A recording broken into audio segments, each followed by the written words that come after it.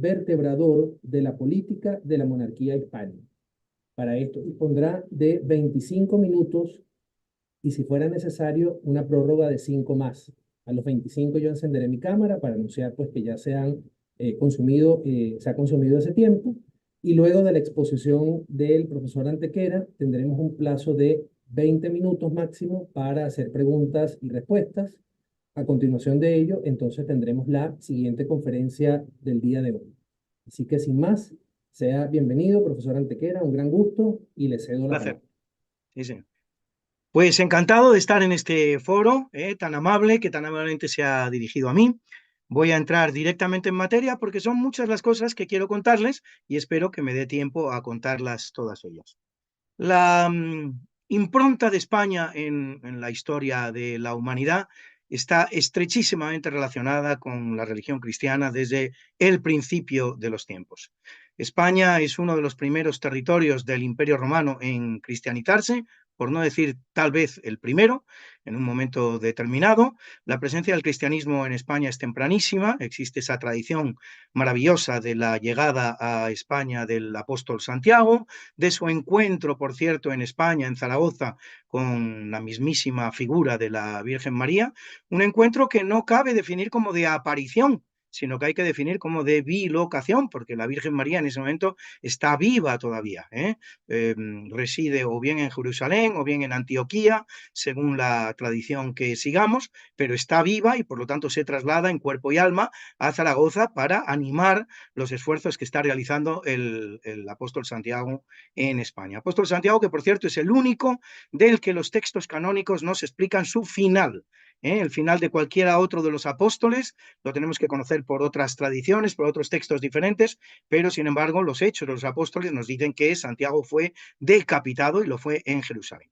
También consta la presencia, o se tiene tradición, de la presencia de San Pablo en España, en este caso mucho más firme todavía que en el caso de Santiago, porque es el propio San Pablo el que nos lo dice en sus cartas, existiendo unas tradiciones paulinas muy intensas en lo que sería entonces la provincia tarraconense, es decir, la parte que hoy día constituye Cataluña en España. La patrona de Tarragona no es otra que Santa Tecla, que es la compañera de San Pablo. Y también esos conocidos como los 7 varones apostólicos de San Torcuato, que entran en España por Guadix, en Granada, en la parte sur, de los que existe constancia, tradición, desde el siglo X en España.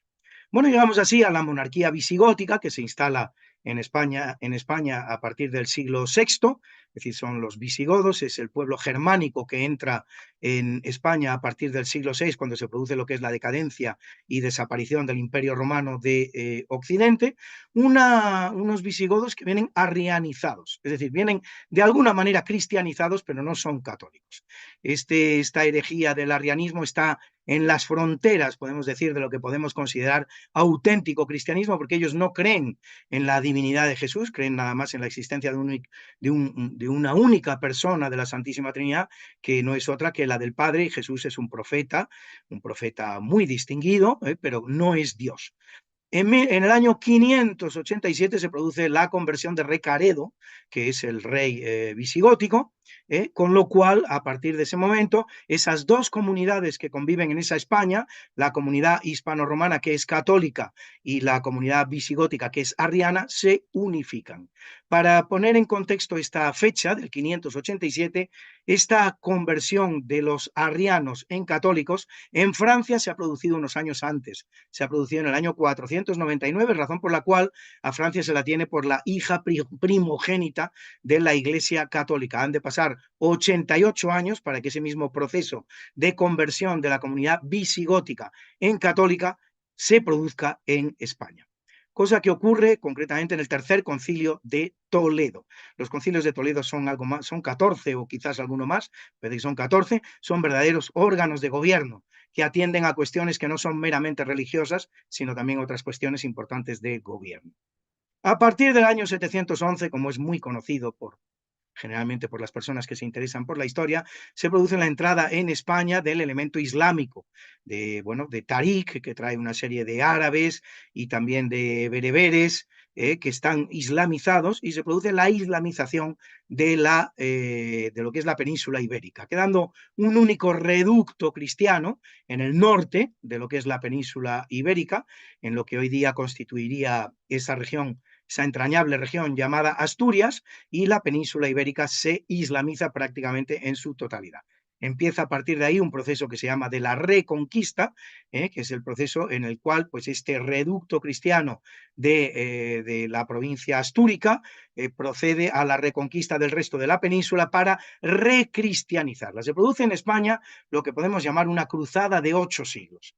Curiosamente, cuando hablamos de las cruzadas, pues todo el mundo está pensando en aquellas que se inician en el año 1099, mucho más tarde, que van a durar 2 siglos, que van a intentar la recuperación del mundo cristiano en Oriente Medio, pero España, por el contrario, se ve sometida a una gigantesca, larguísima, longevísima cruzada que va a durar nada menos que 8 siglos, que va a ir desde el año 711 hasta el año 1492, en que se produce, gracias a la irrupción en la historia española de esa pareja indispensable, imprescindible, que son los reyes católicos, Fernando V de Aragón, perdón, V de Castilla, segundo de Aragón, quinto de Castilla y de España, e Isabel I de Castilla, la irrupción de esta pareja en la historia, que pone punto final a lo que es la reconquista española. Ojo, no como acostumbra decirse a la unidad peninsular de España, y voy a distinguir unidad peninsular de unidad de la Gran España, que sería aquella que también está constituida de territorios americanos, asiáticos, africanos, la unidad peninsular de España. No consiguen los reyes católicos terminar la unidad peninsular de España, y concretamente menos todavía la reina Isabel la Católica, porque faltan por incorporarse territorios como Navarra, Ceuta, Melilla, la isla de Tenerife, Olivenza en la provincia de Badajoz, etcétera, etcétera. Se empieza a partir de este momento también, o simultáneo a esta finalización de la reconquista española, que no es otra cosa que la recuperación de la península ibérica para la cristiandad, se empieza un proceso del que prácticamente nadie habla, que creo ser un pionero, es la participación que va a tener España en la formación de Europa. Y voy a intentar explicarme. ¿Qué es lo que ocurre? Cuando uno mira el globo terráqueo, los mapas, los atlas, con los distintos mapas del mundo, se da cuenta perfectamente que hay un continente americano perfectamente diseñado, perfectamente dibujado dentro de lo que es ese globo terráqueo. Hay también un continente africano, hay también un continente oceánico perfectamente diseñado. Sin embargo, no hay un continente europeo perfectamente diseñado. El continente europeo en realidad forma parte del verdadero continente geográfico, que no es otro que Eurasia. Y esta Eurasia tiene una península en su parte suroccidental, que es precisamente Europa. Europa no es una realidad geográfica. Como es realidad geográfica, hay que hablar más bien de Eurasia que de Europa. Europa es simplemente una península del gran continente asiático. ¿Qué es lo que caracteriza a este continente europeo que no es geográfico? Ese continente europeo no es otra cosa que el hogar de la cristiandad.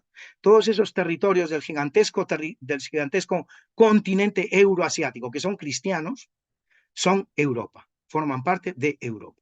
Esta formación de Europa se va a producir entre los años 1453 y 1492, con dos hechos fundamentales. 1453, la conquista de Constantinopla por el turco Mehmed II, 1492, el final de la reconquista española por los reyes católicos, conformándose así definitivamente Europa como aquella parte del territorio euroasiático que es el hogar de la cristiandad. 1453, la frontera con el Islam que marca Mehmed II al conquistar Constantinopla. 1492, la nueva frontera que marca con el Islam también, pero en este caso los reyes católicos, Isabel la Católica, si se quiere, también. A partir de ese momento, la política exterior española, la política española ante el mundo, va a encontrarse con tres frentes que es en los que va a debatirse su futuro.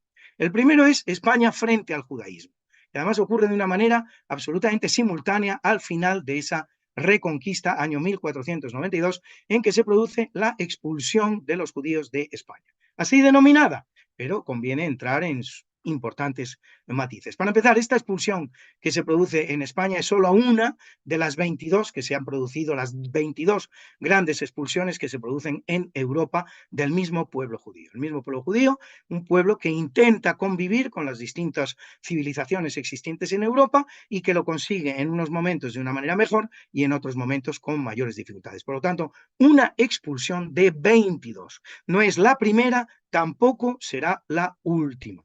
La dictan los reyes católicos. Es una expulsión que en el caso español se va a producir, a diferencia de otras expulsiones, se va a producir por una razón, por una motivación que es exclusivamente religiosa. No tiene nada de racista. En ningún momento se planteó en España expulsar a las personas nacidas judías o que tenían rasgos judíos o que tenían familias judías. Lo que se plantea en España es expulsar a las personas que profesan el judaísmo. Por eso se dio la posibilidad de convertirse. Y a todos aquellos que se convirtieron se quedaron en España y forman parte hoy día de nuestros árboles genealógicos, del mío y de tantos otros españoles. Cabe preguntarse, ¿cuántos fueron los judíos que fueron expulsados de España? Sabemos perfectamente, hay un general acuerdo entre historiadores en que los judíos que poblaban España en este año de 1492 serían unos 300.000. Uno más arriba, uno más abajo, unos 300.000, en una población de 7 millones que son los que conviven en aquel momento en la península ibérica. Quiere esto decir que la comunidad judía asciende a algo menos del 5% de las personas que pueblan la península ibérica. ¿Cuántos de estos 300.000 fueron expulsados? Eso es mucho más difícil de saber. Aquí se establecen toda clase de teorías, desde un Julio Valdeón, que lo reduce a una exigua cifra de 20.000 judíos expulsados, hasta un Joseph Pérez que habla de 200.000 judíos expulsados. A mí hay un dato que me gusta mucho y que es el que voy a revelar. No nos va a dar una cifra definitiva, pero sí nos va a dar una idea cabal de lo que ocurrió. El dato nos lo proporciona Erasmo de Rotterdam. Erasmo de Rotterdam expresa que no quiere visitar España, no quiere venir a España a trabajar, donde ha sido invitado por el cardenal Cisneros, y este es un argumento en el que van a basarse muchos negrolegendistas para intentar explicar que aquella era una España oscurantista, una España negra, a la que un personaje como Erasmo de Rotterdam no quiere en modo alguno visitar.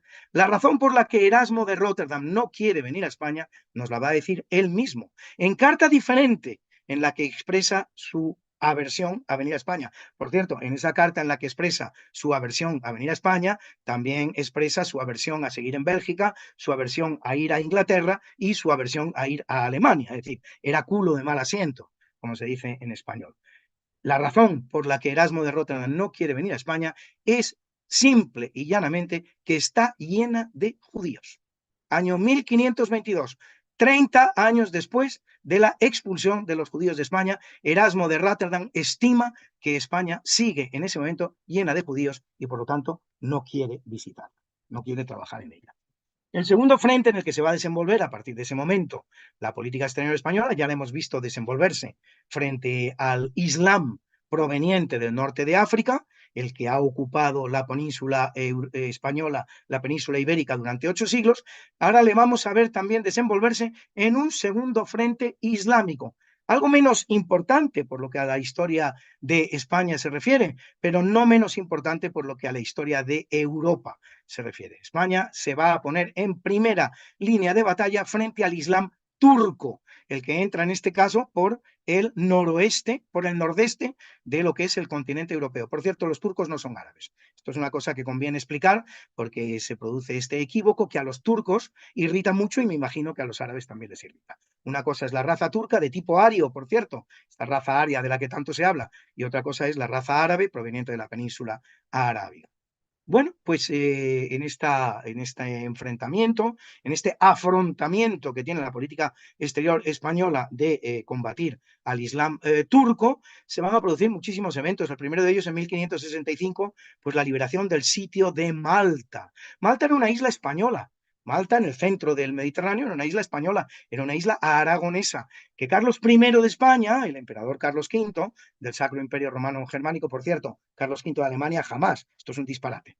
Carlos V, emperador del Sacro Imperio Romano Germánico, en su calidad de Carlos I de España, también de Aragón, pues va a donar la isla de Malta a los caballeros hospitalarios. que habían sido expulsados por los turcos de la isla de Rodas. Estos caballeros hospitalarios van a hacer una excelente defensa de la isla de Malta en 1565, pero de no ser por el apoyo de los tercios que estaban presentes en Nápoles, dirigidos por Gonzalo Fernando de Córdoba, y de la flota que también estaba en el escenario, dirigida por el marqués de Santa Cruz, Álvaro de Bazán, pues no habría tenido, como sí tuvo en cambio, un final feliz. 1571, la batalla de Lepanto. ¿Qué es lo que ha ocurrido? El imperio turco ya ha conquistado también Egipto. A partir de ese momento, todo el Mediterráneo oriental es absolutamente intransitable para toda aquella flota, para todo aquel barco que no sea turco. Y también, en buena medida, el Mediterráneo occidental.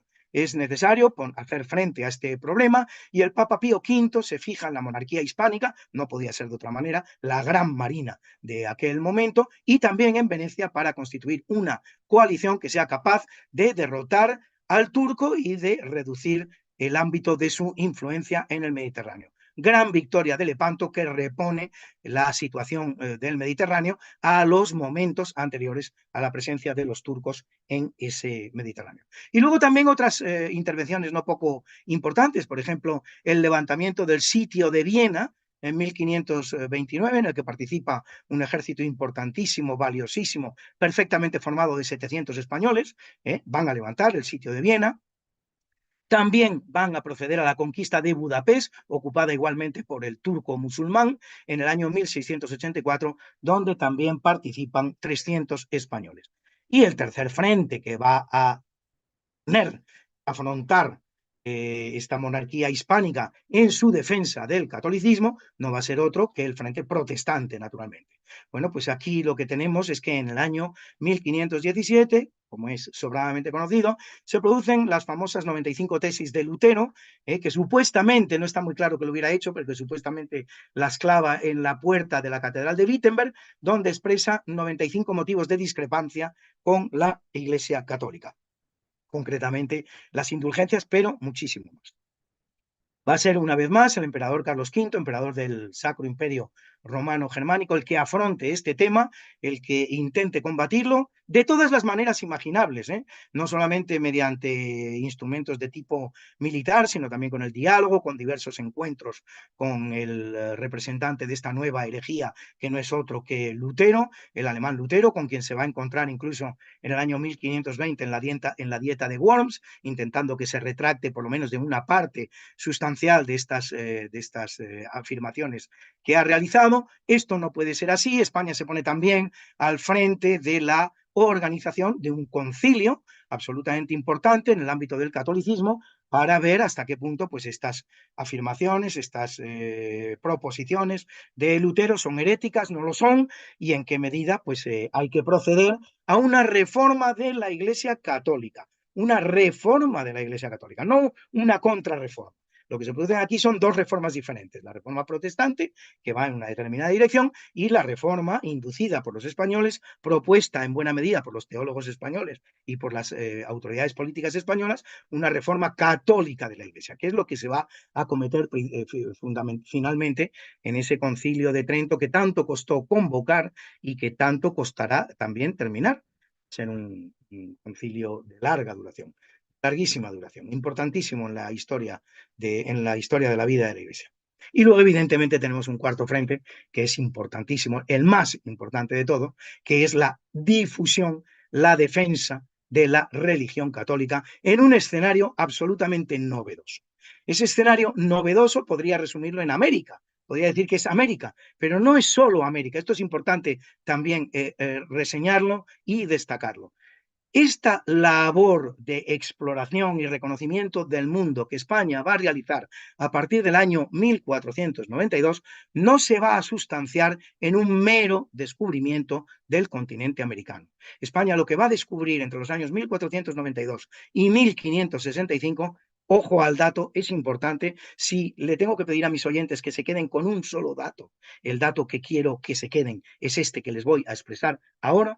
España va a explorar, reconocer y descubrir el 60% del planeta Tierra. Todo aquello que va desde el meridiano 28 oeste de las Islas Canarias, donde se terminaba el conocimiento cabal del mundo existente en 1492, hasta el meridiano 120 este, que pasa por las Islas Molucas, lo cual representa todo el Pacífico, buena parte del Atlántico, representa toda América, representa en definitiva un 60% del planeta Tierra.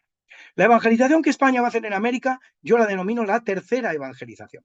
La primera evangelización es la que se hace en el Imperio Romano, concretamente desde el momento en que se produce la crucifixión de ese profeta iniciático de esta cuestión que es Jesús de Nazaret, Jesucristo, el Mesías.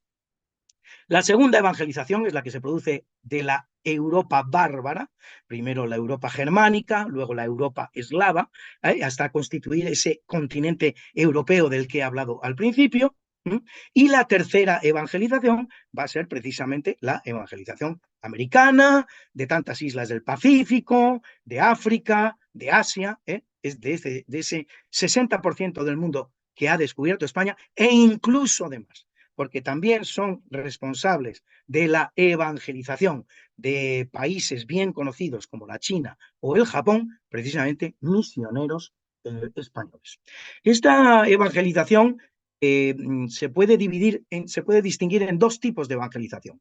La que practican primero los primeros evangelizadores del mundo cristiano, que es una evangelización de abajo a arriba, muy penosa, muy lenta, muy pesada, muy tardía. Es decir, se trata de ir convirtiendo persona a persona de lo que son las convicciones católicas para llegar a una comunidad más o menos sustancial e importante. Pero hay también una evangelización que se produce a partir del siglo IV con la conversión del emperador Constantino el Grande, que es la evangelización de arriba a abajo. Se procede a la evangelización de las autoridades para que ahí, a modo de lluvia, se impregne toda una comunidad de una manera rápida y eficaz de lo que es la nueva religión cristiana. La evangelización española de América y de todos los lugares que evangelizó participó de ambas condiciones. Al mismo tiempo, se procedió inmediatamente a lo que es la evangelización de las capas más humildes, más básicas de las sociedades que se evangelizaban, y se procedió también a la evangelización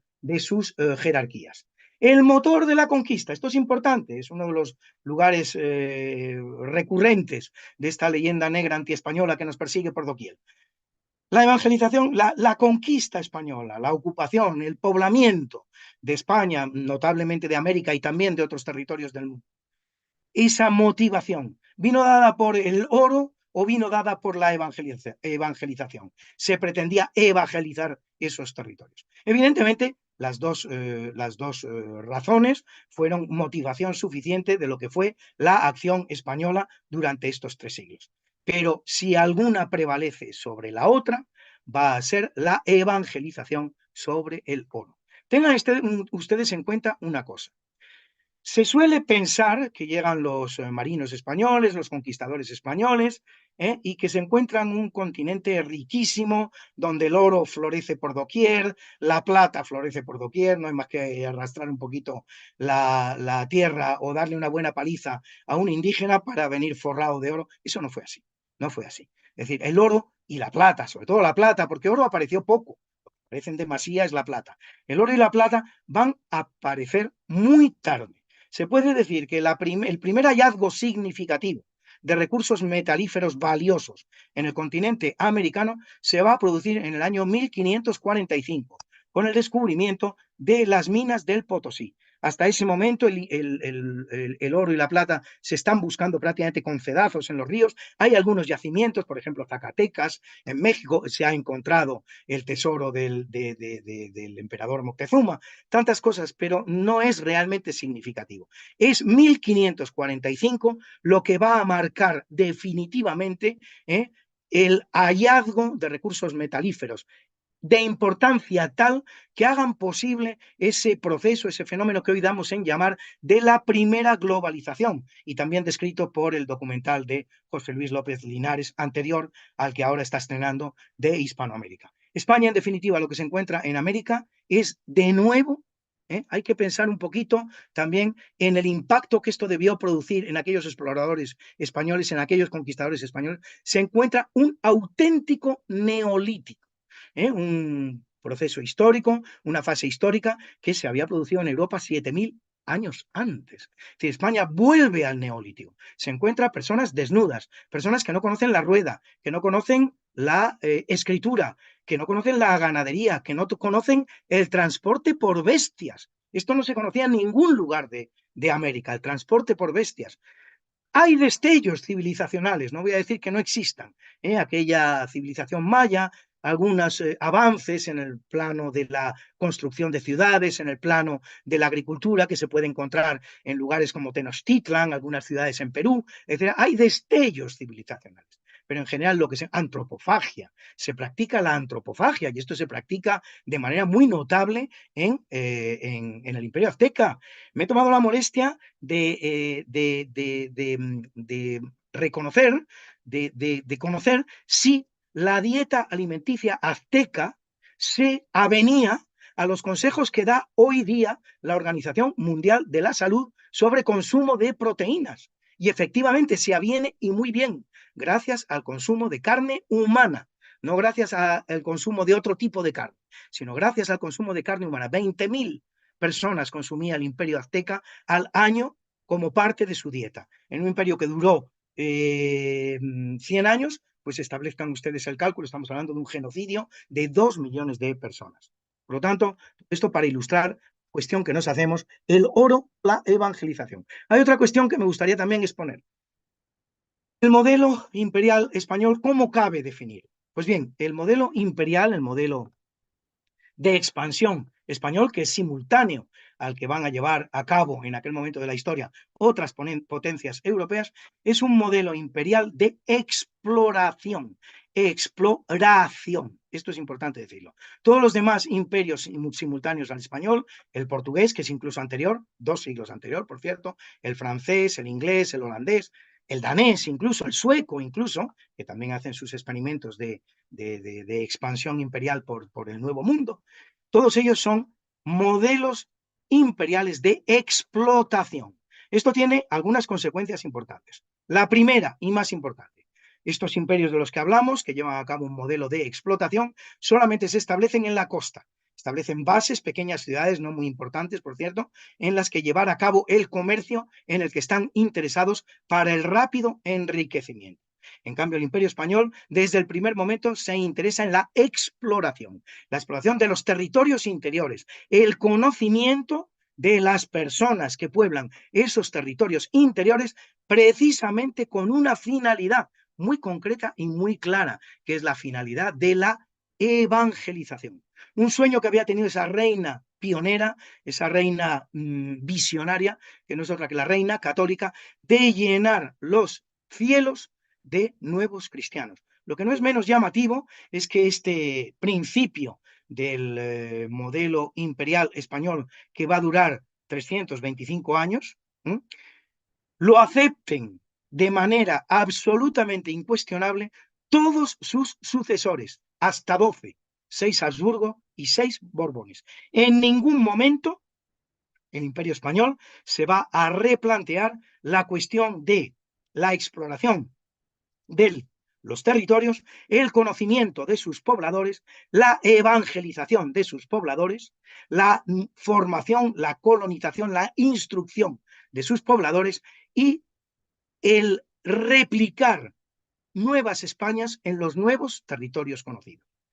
Segundo punto importante, segunda diferencia importantísima entre los imperios de explotación, he citado 5 o 6, y el imperio de exploración que es España, que es el papel que esas personas que se encuentran en esos territorios van a desempeñar en adelante respecto de los propios españoles y respecto de las autoridades españolas. Esos pobladores americanos, filipinos, africanos, asiáticos, en todo momento van a ser súbditos libres de la corona española. Por lo tanto, incluso susceptibles y hasta se fomenta su mestizaje con esas poblaciones que llegan a esos nuevos territorios, hasta constituir una raza nueva, que es la que realmente vemos al día de hoy en América, una raza que se empieza a constituir en el siglo XVI, siglo XV, las postrimerías del siglo XV y el siglo XVI. Un 70%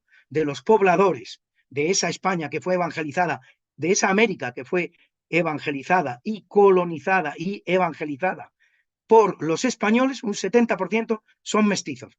Por el contrario, ese mestizaje en las tierras que fueron colonizadas por otras civilizaciones es prácticamente cero, prácticamente cero. En Estados Unidos no existe mestizaje entre anglosajones y apaches, comanches, sioux, mohicanos. Si va a existir una importante comunidad mestiza al día de hoy en los Estados Unidos, que asciende incluso al 20% de la población actual norteamericana, de la población actual estadounidense. Mestizos hispanos, que son los que cruzan la frontera desde México, que vienen de todas partes de Sudamérica y buscan reconstituir su vida hoy día en los Estados Unidos de Norteamérica. Pero no son mestizos originarios de las tierras estadounidenses, son mestizos originarios de las tierras españolas. ¿Qué más les puedo contar a este respecto? Bueno, pues hay una cuestión también no poco importante que atañe a la diferencia existente entre los imperios de explotación y un imperio de exploración como es el español, que es el de la perseverancia, de los exploradores, de los conquistadores, de los nuevos pobladores, en reconocer esos territorios y en colonizarlos. Fíjense ustedes, España llega a América en 1492. Solo un año después, se están enviando 17 barcos con 1.500 nuevos pobladores, que lo que buscan es recrear España en los nuevos territorios. Esto parece lo obvio, parece que es lo que tuvieran que hacer todas las potencias. Bueno, pues les voy a dar a ustedes algunos datos que nos van a demostrar que no se trata de lo obvio, sino precisamente de lo contrario, de lo excepcional. Portugal, y de manera casual, por cierto, va a conocer Brasil, va a llegar por primera vez a Brasil en abril de 1500. En enero de 1500 ya había llegado un español, Vicente Yáñez Pintón, y en febrero de 1500 había llegado otro español, Antonio de Lepe. En abril de 1500 llega por fin un portugués que además no tenía ninguna intención de llegar al Brasil, lo que quería llegar es a las Molucas, pero a la altura del sur de África, una tormenta lo desvía inexorablemente y se lo lleva hasta Brasil. 1500, los portugueses. Permiso, profesor. Ya se ¿Quedan 5 minutos consumió, quizás? no, incluso los 5 minutos. Vamos a darle un par de minutos más para que pueda cerrar la idea. Bueno, pues voy a cerrar entonces con este argumento. Es decir, Portugal llega a Brasil en 1500. Va a realizar la primera exploración del Brasil 30 años después. Hasta 1530 no se va a presentar en Brasil una segunda expedición portuguesa. El caso inglés es todavía más flagrante. En 1497, Giovanni Caboto ya ha hecho una primera exploración para la monarquía británica, para la monarquía inglesa, para Isabel de Inglaterra, no, para Isabel de Inglaterra no, para Enrique VIII, si no me equivoco, ya reconoce el norte de América, 1497, cuando se va a producir el primer poblamiento inglés de los Estados Unidos de Norteamérica en 1620, es decir, 125 años después. No era tan obvio. No se trata de llegar, no se trata de reconocer, no se trata de conquistar, no se trata de colonizar, no se trata de evangelizar. Todo eso es muy difícil. Todo eso solo lo hizo España, no lo hizo ninguna otra potencia. Y aquí termino. Muchas gracias, muy agradecido por la atención que todos ustedes me hayan prestado. Muy bien, muchísimas gracias, profesor Luis Antequera, por esta brillante exposición y además con bastantes datos y contenidos precisos sobre los aportes que precisamente por ser una monarquía católica fue generando a lo largo de su desarrollo, desenvolvimiento, la monarquía hispánica, ¿verdad? En todos y cada uno de los periodos que nos fue indicando. Bien. Voy a pasar entonces a comentar algunas preguntas y consultas que están acá en la reunión. Eh, bueno, Dilfredo Ruiz agradece mucho la actividad desde Caracas. Me siento bendecido por presenciar esta conferencia. Dios los premie. Carlos Caldera nos tiene una pregunta. Dice él, ¿pueden discriminarse las visiones o directrices de distintas órdenes religiosas, tal como es el caso de los jesuitas? Esa es una pregunta Repítame la puntual. pregunta, no le he oído bien, por favor. Sí, acerco más. Dice Carlos Caldera, ¿pueden discriminarse las visiones o directrices de distintas órdenes religiosas, tal como es el caso de los jesuitas? Sí, sí. Sí, sí, sí, perfectamente. Son muchas las órdenes que van a llegar a América a realizar este trabajo de evangelización maravilloso que va a llevar a cabo España desde el minuto uno, desde el primer momento. Ya en el segundo viaje de Colón viaja todo un ejército de sacerdotes, de clérigos, de frailes. Lo primero que va a hacer Hernán Cortés una vez que ha conquistado México en 1521 es escribir hasta 4 cartas al emperador Carlos V pidiéndole que mande misioneros. Le va a mandar primero 3 franciscanos y en un segundo viaje van a venir 12, ante los cuales Hernán Cortés se va a arrodillar delante de los indígenas para hacerles ver que él, que es su señor natural in situ, el gran señor no es otro que el emperador Carlos V, pero él que es su señor natural en ese momento in situ, se arrodilla ante unas personas que vienen en harapos prácticamente, que huelen, por decirlo de una manera muy gráfica, porque el Señor del mundo se arrodilla ante el Señor de los cielos, que representan esos 12 frailes. Bueno, estaba diciendo que efectivamente son muchas las órdenes que se van a ver representadas en América, llevando a cabo este gran trabajo de evangelización. Los primeros son quizás jerónimos y franciscanos. Los franciscanos van a llevar a cabo una labor inmensa, impresionante, durante todo lo que es la vida de la presencia española en América. Los jesuitas llegarán más tarde, lógicamente, porque en 1492 ni siquiera están fundados. Es decir, tiene que pasar todo un buen medio siglo e incluso más para que sean finalmente fundados y para que acepten como parte de su carisma, pues precisamente lo que es la evangelización de América. Mercedarios también, trinitarios probablemente, todo esto son órdenes que hacen acto de presencia en América. Los dos grandes modelos van a ser indiscutiblemente el franciscano y el jesuítico. Van a llegar también los dominicos, por cierto, los dominicos. No podemos olvidar a los dominicos que llegan desde el primer momento, llevan a cabo un trabajo intelectual fenomenal, absolutamente impresionante. Son los que van a marcar las directrices de gobierno al gobierno español, al gobierno imperial. Nada menos, es decir, los de los que van a marcar los derechos humanos, el respeto al indio, los criterios de evangelización. Estábamos olvidando a los dominicos, eso no se puede hacer. Pero efectivamente, bueno, pues estos serían los 3 grandes modelos, dominicos, jesuitas y franciscanos. Y efectivamente cada uno tiene un modelo diferente de evangelización. Los jesuitas van a constituir sus famosas misiones, que lo van a hacer sobre todo en el virreinato del Perú, que es donde van a llevar a cabo ellos el trabajo más intenso. A los franciscanos les va a quedar, por el contrario, la evangelización de las partes más septentrionales del Imperio Español, llegando no solo a México, sino lo que es quizás incluso más importante, a 2 tercios de los Estados Unidos de Norteamérica, porque 2 tercios de los Estados Unidos de Norteamérica fueron en algún momento posesión española. Este es otro hecho completamente desconocido. Además, esta evangelización de los franciscanos de lo que son las partes septentrionales del Imperio Español, notablemente el norte de bueno, Nueva España, todas las partes septentrionales del virreinato de Nueva España, va a ser una evangelización muy característica, sumamente característica, porque no va a ir acompañada del elemento militar. En este momento de la evangelización española ya no hay conquistadores. El reconocimiento de nuevos territorios, la adopción de esos territorios a la corona española, ya no lo van a hacer conquistadores, soldados, militares, la van a hacer exploradores y la van a hacer misioneros. Y esa parte del misionaje, vamos a decirlo así, de la parte norte del virreinato de Nueva España es muy bonita, probablemente no está suficientemente estudiada, es preciosa realmente y se va a hacer con unos criterios que son absolutamente pacíficos. Es decir, los indios, los indígenas norteamericanos van a aceptar directamente que lo que traen estos misioneros es bueno para ellos. Les traen formación profesional, les traen formación geográfica, formación intelectual, les hablan de un Dios que es conveniente, que es pacífico, que es bueno, que dice que todos somos iguales, conquistadores y conquistados.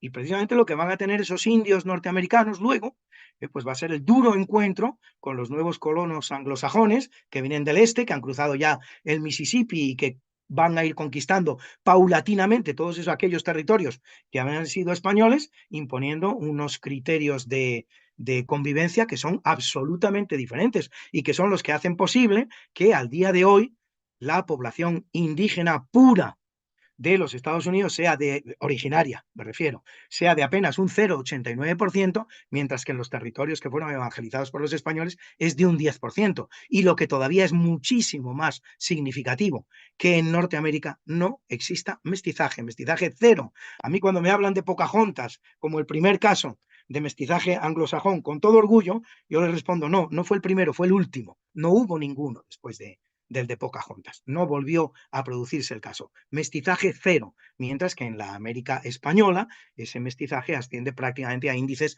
del 70%. Y luego los jesuitas pues están muy caracterizados por estas misiones que constituían, que eran prácticamente ciudades-estado. Ciudades-estado que tenían incluso sistemas de defensa, sistemas de policía, y que eran muy eficaces, fueron muy eficaces para la defensa de esas ciudades, no solo contra otros indígenas que pudieran atacarlas, sino principalmente y sobre todo contra los portugueses que habían cruzado los límites que les marcaba el Tratado de Tordesillas. Ténganse en cuenta que si nos atuviéramos a Tordesillas, Brasil actualmente sería la sexta parte de lo que es. Tordesillas atribuye a Portugal la colonización, la ocupación, la explotación de un territorio que equivale a la sexta parte del Brasil actual. Las otras 5/6 partes del Brasil actual lo van a conquistar los portugueses durante los reinados, la van a conquistar, la van a explorar, la van a reconocer, la van a evangelizar, la van a explotar también los portugueses durante los reinados de los reyes españoles. Felipe II desde 1580 hasta 1668, casi un siglo de presencia de reyes españoles en lo que es la corona portuguesa. Es en ese momento que los portugueses van a atravesar las fronteras que les marca el Tratado de Tordesillas, van a ocupar ese gigantesco Brasil que reconocemos al día de hoy y van a atacar muchas de las misiones que habían constituido previamente los jesuitas, las cuales se defienden gracias a los métodos de defensa que los propios jesuitas han implementado en esas misiones. Muy bien.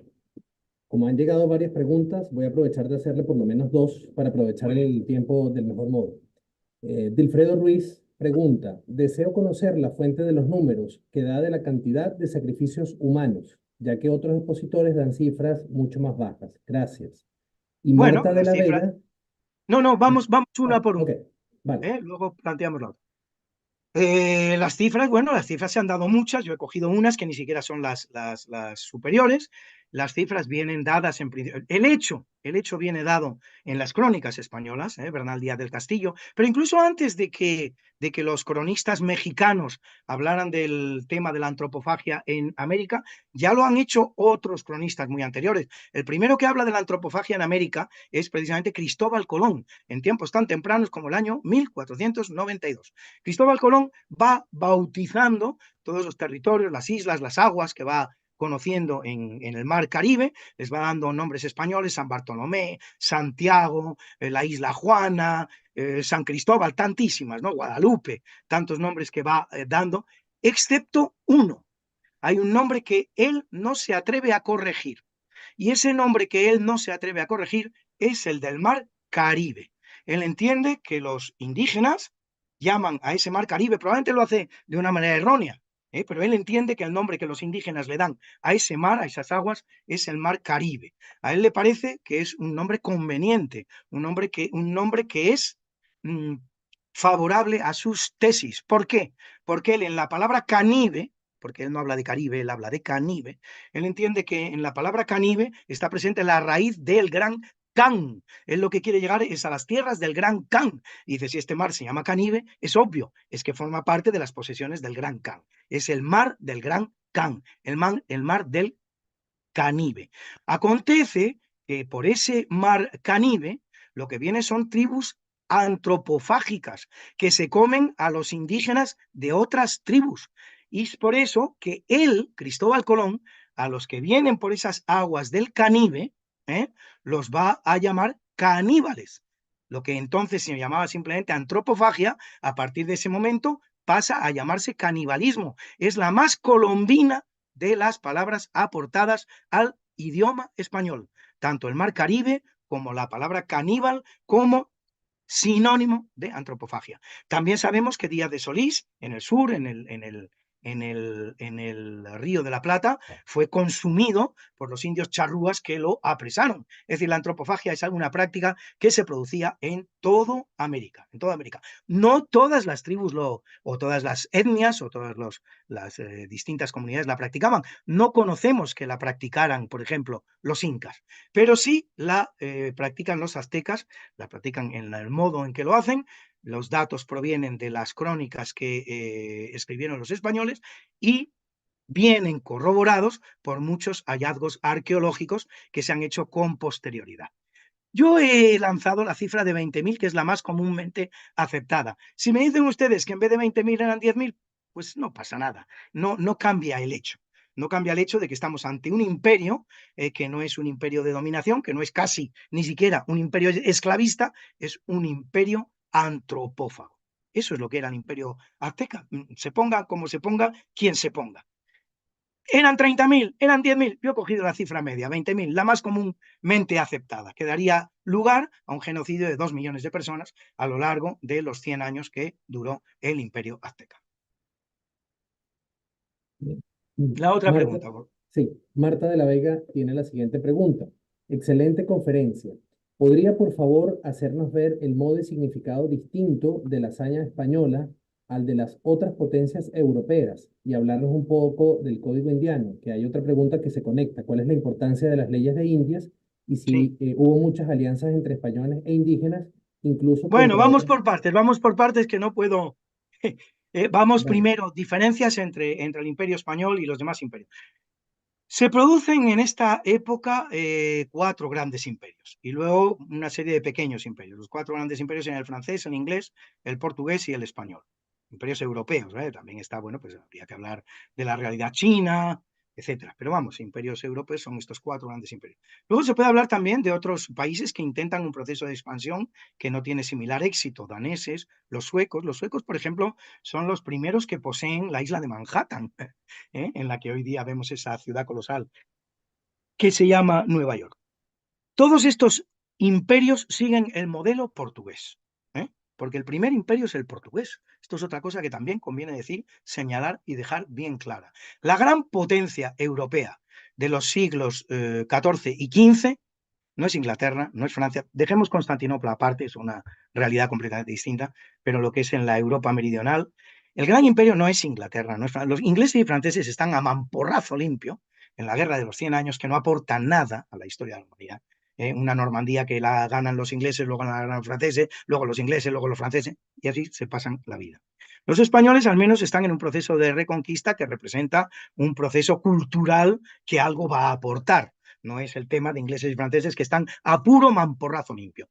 Y los portugueses se han lanzado a la mar, se han tirado a la mar, se han tirado a descubrir la mar, a hacer una aportación verdaderamente importante a la historia de la humanidad. Se van a descubrir, bueno, primero otra vez las Canarias, que estaban despobladas, se conocía su existencia, la conocía ya los romanos, la conocía Plinio el Viejo, es quien nos habla de las Fortunate Insulae, las islas afortunadas, que es como en español las llamamos en términos turísticos al día de hoy, pero es una expresión que ya proviene de los tiempos de los romanos. Se va a descubrir Madeira, se va a descubrir las Islas Azores, se va a descubrir Cabo Verde, se va a descubrir toda la costa occidental de África, se va a llegar al Cabo de Buena Esperanza en el sur de África, se va a doblar ese Cabo de Buena Esperanza ya a altura del año 1498, Vasco da Gama va a reconocer también la costa oriental de África. Son los descubrimientos verdaderamente significativos que está haciendo la humanidad en ese momento. Establezco una verdad inicial, principal,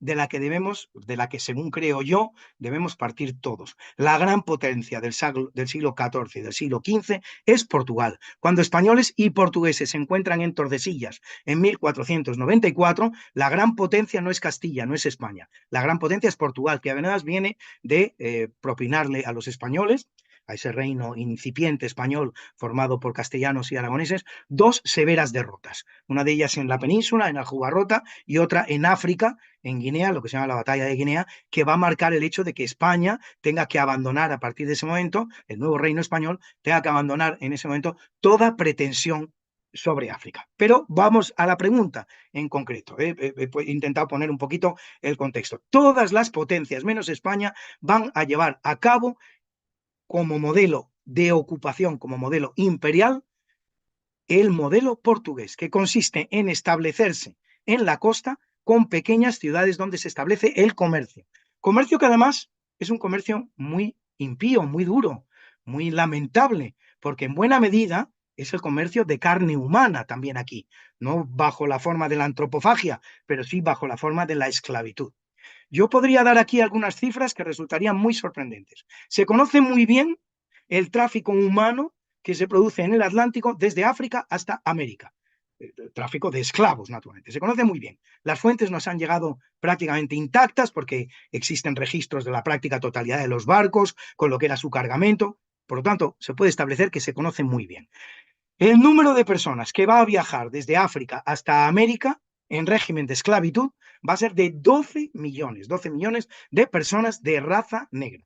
Se va a producir en la mar una mortandad del 20% de esos 12 millones que salen de África. Por lo tanto, van a llegar a América 10 millones. Bien, de esos 12 millones de personas esclavizadas en África, trasladadas desde África hasta América, 6 millones, esto es un dato sorpresa, no se lo va a creer nadie de los que me están escuchando. 6 millones los van a traficar los portugueses. La mitad del tráfico marítimo de esclavos que se produce en el Atlántico a lo largo de toda esta historia de esclavitud la va a producir los portugueses. De los restantes 6 millones, 5 millones los ingleses. Y el millón restantes se lo van a repartir entre daneses, franceses, también españoles, particularmente en el momento final de la aventura imperial española, no en los inicios. Esto por lo que se refiere al tráfico. Por lo que se refiere al consumo, 10 millones, tenemos 10 millones de esclavos que han llegado a América. España va a consumir, porque sí se va a producir consumo de esclavos negros en América, sí se va a producir por parte de España. No tráfico, pero sí consumo. De esos 10 millones, 1 millón los va a consumir España, siendo así que era el propietario del 90% del territorio americano. Y en los otros 9 millones lo van a producir el resto de las potencias, siendo así que se repartían apenas un 10% del territorio americano. ¿Qué es lo que esto quiere decir? El imperio de explotación del que estoy hablando, explotación incluso humana, que fue mucho más intenso en todos los demás imperios que en el imperio español.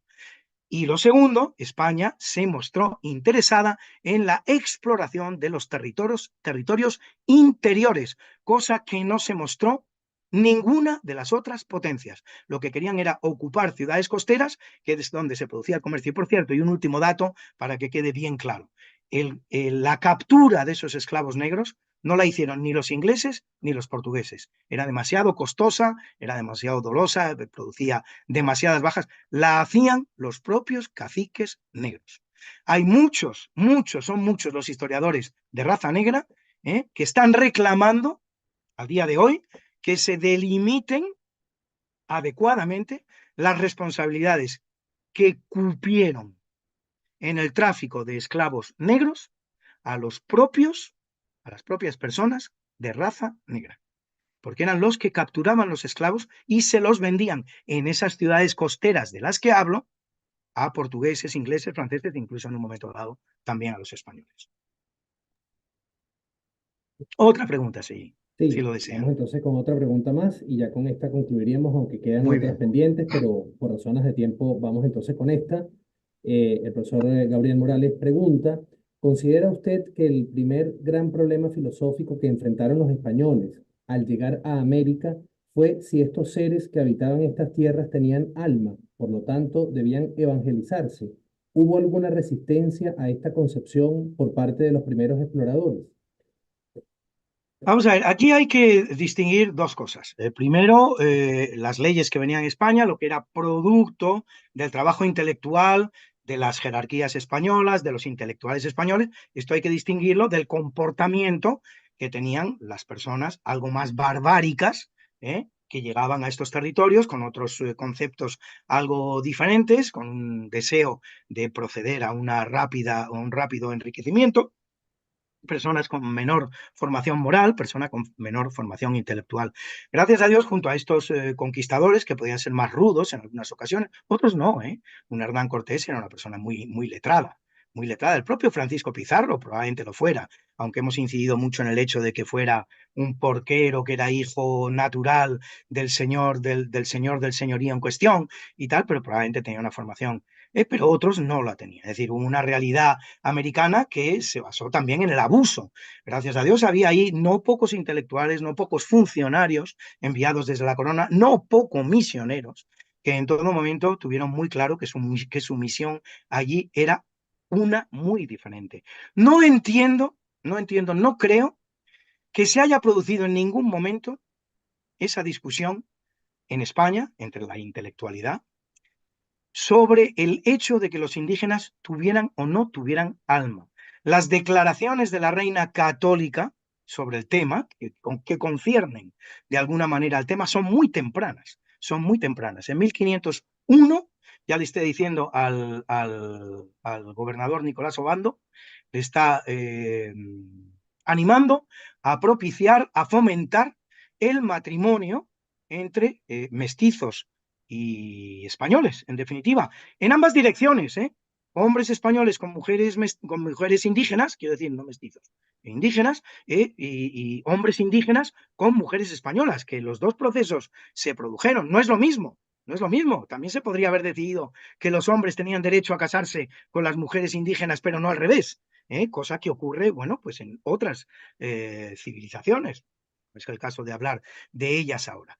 En ese mismo momento, en ese mismo pronunciamiento, ya le está diciendo a la reina católica, a Nicolás de Obando, que se trata de ciudadanos libres, que son sus súbditos y que son ciudadanos libres. Por lo tanto, no se está cuestionando en ningún momento la presencia de alma en estas personas con las que se acaba de entrar en contacto. Es más, un caso bien elocuente de lo que estoy diciendo. En su segundo viaje, Cristóbal Colón trae el barco lleno de indígenas que quiere vender y vende como esclavos, nada menos que 600. Esto va a producir la indignación automática, rapidísima de la reina católica, que dice esas famosas palabras: ¿quién es este señor para disponer de quienes son mis súbditos? Y los va a buscar, los va a intentar rescatar, va a hacer una labor de búsqueda de esos esclavos que ha vendido Cristóbal Colón. Por descontado, le prohíbe volver a vender esclavos, pero va a buscar a estos esclavos que ha vendido Colón, va a encontrar a algunos y de su pecunio los va a mandar a América. Lo que sin embargo sí hubo, y no es menos significativo, y se produce durante el reinado de Carlos V, no es tanto un cuestionamiento de si los indígenas tienen alma o no lo tienen. Lo que se produce a partir de un determinado momento, probablemente en año 1530, 1540, es un cuestionamiento, no, posterior, porque ya se ha conquistado Perú. Sí, no he dicho mal, 1535, 1540. Un cuestionamiento que se hacen los españoles de si tienen derecho a conquistar esas islas. Y se van a producir muchos debates en muchos lugares de España, muchas universidades de España. Es a propósito de ese debate que se van a hacer los grandes trabajos del padre Vitoria, Francisco de Vitoria, del padre Francisco de Suárez, el famoso debate entre Sepúlveda y Bartolomé de las Casas. Esto sí se va a producir en España. Se va a llegar a la conclusión de que en el punto en el que se encuentra no hay derecho a abandonar esa conquista que ya se ha iniciado, y que lo que hay que hacer es profundizar en los beneficios que esa conquista puede traer a los nuevos súbditos de la corona española. Esta es la conclusión que se va a sacar en definitiva.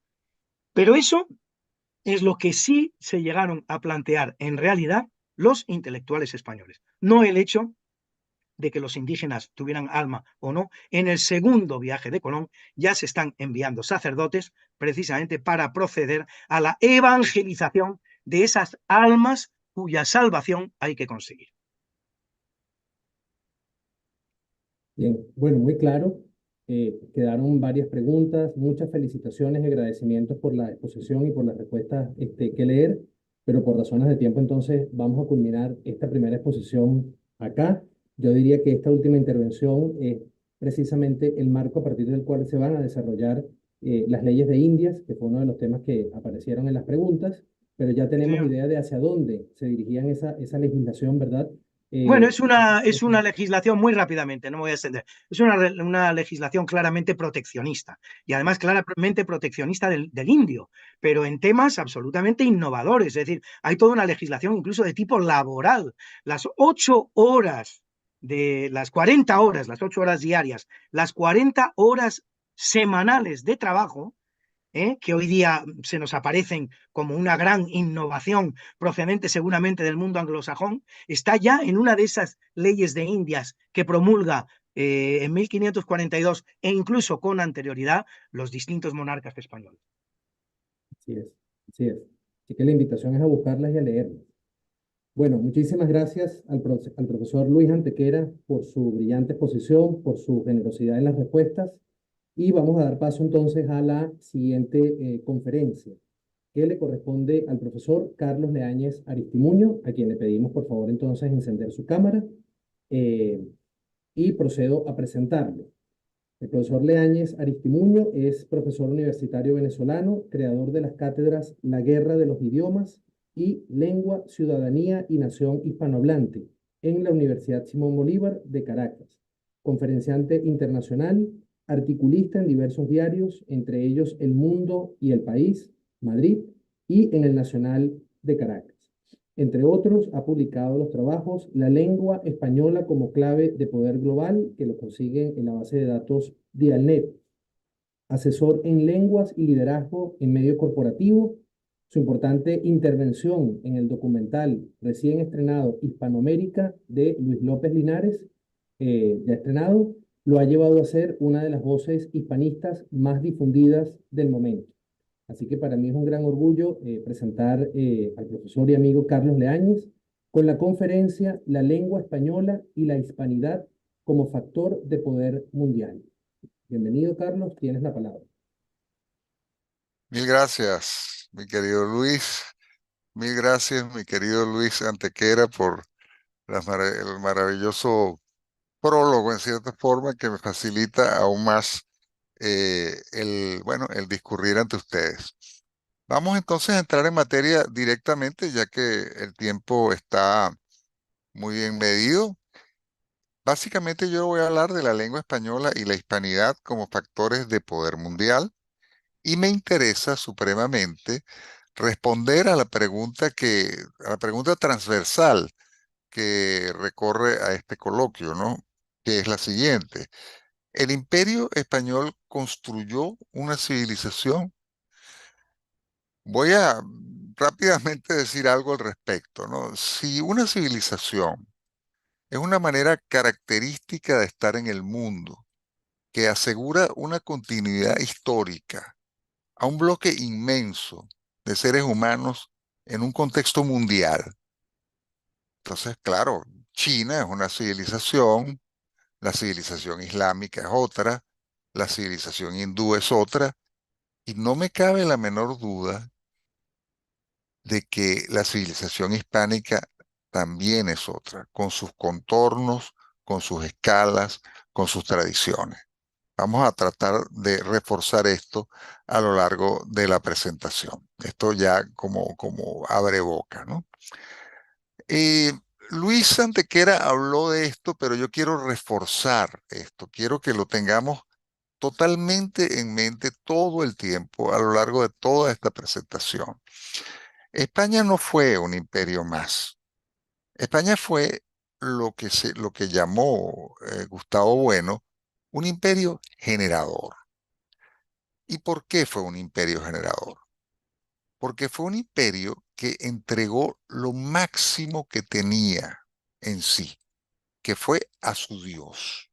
En esta época Dios es alfa y omega de la existencia humana, ¿no? La mentalidad de la época, lo máximo que se puede entregar al otro es tu propio Dios. Pues los españoles vinieron y entregaron en América a su Dios. Los españoles vinieron a América y entregaron su sangre mediante el mestizaje. Quiero que calibremos, ¿no? La dosis de entrega. Entrego lo máximo, Dios. Me entrego a mí mismo mediante mi sangre en el hecho del mestizaje. A eh, todo esto lo someto a leyes que van tanteando realidades y tratando de dar con la regulación, con los métodos, con los mecanismos para mantener el justo medio entre la ambición y la evangelización.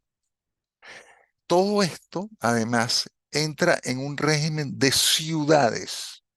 Es decir, el español no viene a fundar factorías, puertos, para comerciar con el hinterland. No, no, no. El español viene y funda ciudades, no factorías, y además las funda tierra adentro. ¿Mm? Y al fundar estas ciudades, acarrea toda la civilización occidental hacia América. Esto es algo asombroso.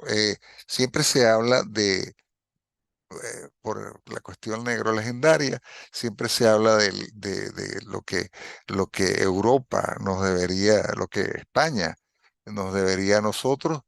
Y yo, caramba, yo con toda franqueza me siento tentado a invertir la pregunta. Todo lo que nosotros le debemos a España, un imperio generador.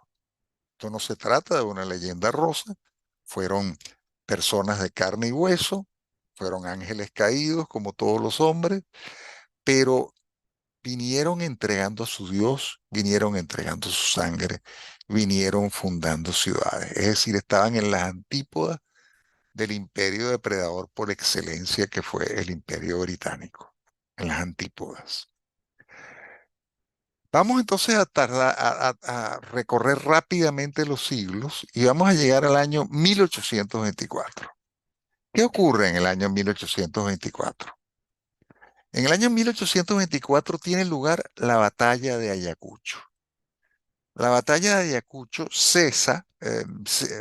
digamos, sella la separación de la parte más importante del imperio, es decir, la Hispanoamérica continental queda completamente separada. Entonces, ¿qué tenemos alrededor de este hecho de 1824? Tenemos una secesión, es decir, yo siempre hablo no de guerra de independencia, sino de guerra de secesión. Nosotros éramos un país, con sus provincias, no colonias, provincias, y bueno, esas provincias se secesionaron, se dio lugar una guerra de secesión, que en Hispanoamérica se ha dado por llamar guerras de independencia.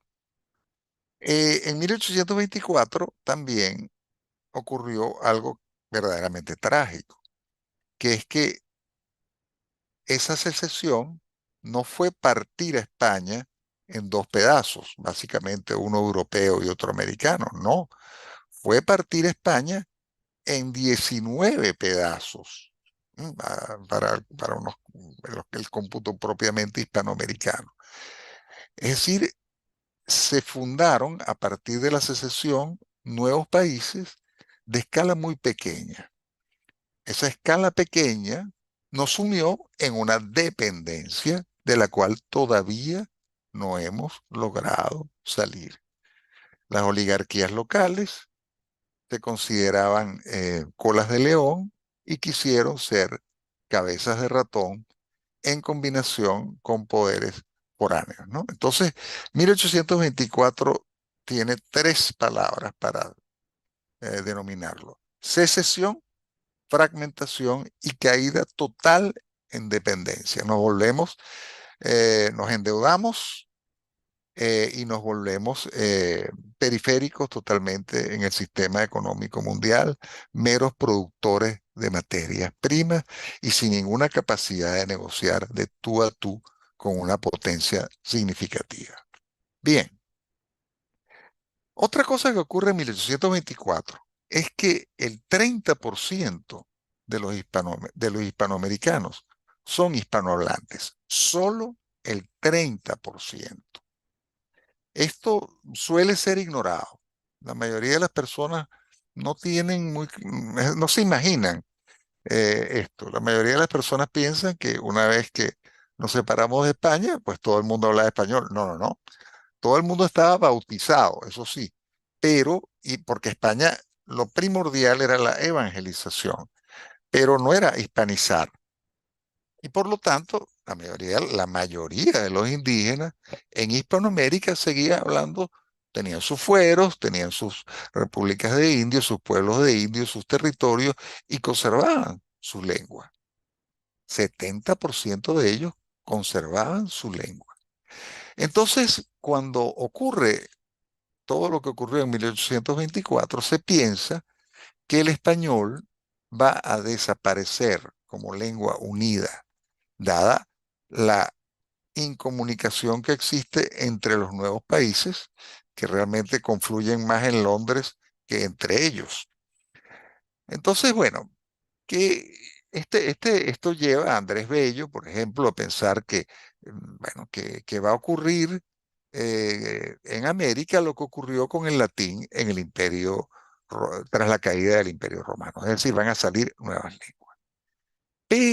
Pero, vamos a ver qué es lo que ocurrió en realidad. Vamos a saltar 200 años.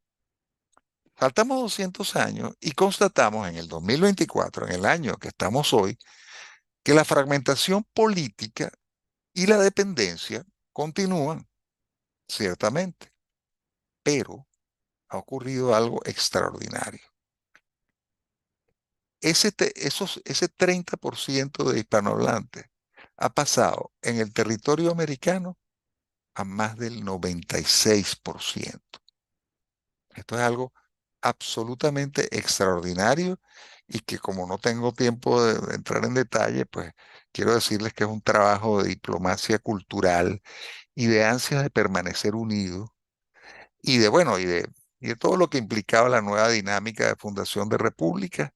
Esto llevó a que de repente, es verdad, estábamos separados en muchos estados, pero más unidos que nunca a través de la lengua. En el 2024, nuestra lengua es una de las 3 megalenguas mundiales, siendo las otras el chino mandarín y el español y el inglés. Entonces, esto que estoy diciendo no es poca cosa. Nosotros tenemos la inmensa fortuna de hablar una lengua inmensa y extremadamente bien equipada. Vamos a entrar en detalles. En el mundo actualmente existen 7.000 lenguas. Estas lenguas tienen una base poblacional muy exigua. 6.500 lenguas del mundo son habladas por el 5% de la población mundial. Para darnos un orden de magnitud, el español solo es el 7,2% de la humanidad. Es decir, que el español solo equivale a más de 6.500 de las 7.000 lenguas que todavía quedan en el mundo. La riqueza del mundo es producida en 12 lenguas. Perdón, el 90% de la riqueza del mundo es producida en 12 lenguas y los ámbitos de uso de las lenguas, de la mayoría de las lenguas, es la casa y la tradición. Son lo que se ha dado en llamar lenguas pijama. La mayoría de las lenguas son lenguas pijama. Lenguas que para andar por casa, para la tradición, pero con ellas no se puede hacer ciencia, no se puede eh, pagar los impuestos, etcétera. No porque no se pudiese equiparlas para que eso fuese posible, sino que por el momento no están equipadas para ello. Entonces, todo esto ocasiona que estamos ante una mortandad de lenguas. Muere cada 2 semanas, muere una lengua. Hablemos entonces, una vez ya sacado este contexto, de la geografía del español. El español se encuentra entre los 2 bloques oceánicos más grandes del mundo, el Océano Atlántico y el Océano Pacífico. El español ocupa el 14% de las tierras del mundo. El español, en la medida en que lo trabajemos de manera adecuada, puede ir perfectamente a la conquista de un Estados Unidos bicultural y bilingüe.